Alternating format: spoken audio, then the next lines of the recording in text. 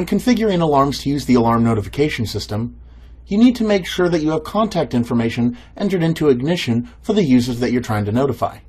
Each user profile in Ignition can store things like an email address, a number to use for SMS messaging, and a number to use for voice messaging. To do this, we need to log into the Configure section of the Gateway webpage, and then go down to the Users and Roles link under Security. We then need to take a look at some of the users in one of our user sources.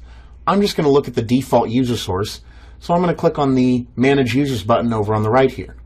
If I scroll down a little bit, you can see that I already have some users set up, and that one of them already has an email address as well. Let's take a look at how we can add some contact information to the user Mary Watson. First, I'm going to go over and click on this Edit link next to Mary's name. We then want to scroll down to the bottom to take a look at some of these other properties. You can see I can enter in some contact info right here in the middle of the page. Let's go over some of these other properties that are important for notification as well.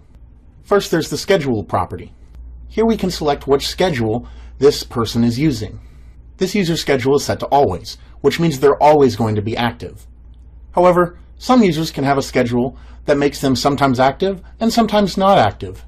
If a notification is supposed to be sent out to a user and that user is not active, then the notification won't go out to them. This allows you to set up a schedule for each of your employees, so that when they're not on the job, they don't get notified about an alarm. We'll go over how to actually configure a schedule in the next video. There's also the Language property. With voice notification, it's possible to have different voice modules installed, providing many different languages that you can call out with. If you do have multiple languages installed, the voice notification will use the language that's most closely associated with that user's set language. In this case, Mary's language is set to English, so it would use the English voice if possible. We can, of course, add contact information right here into the Contact Info section, and then under Extended Properties, there is a Security Pin property. This allows you to set up a security pin for this particular user. With voice notification, you can then force the user to enter in their security pin before they receive the actual alarm notification message. This can ensure that the user on the other line is actually the user that the alarm notification is intended for. Let's go back and add some contact info for Mary. I first want to click the Add Contact Info link right here. We then need to select the type of notification that we want.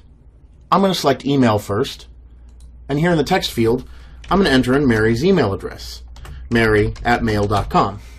We then want to make sure we hit the Save link over here on the right of the page.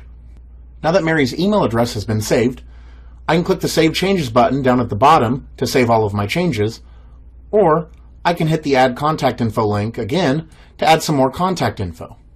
This time, in the drop-down, I'm going to select an SMS type notification, and in the value, I'm going to enter in Mary's phone number, 123-456-789.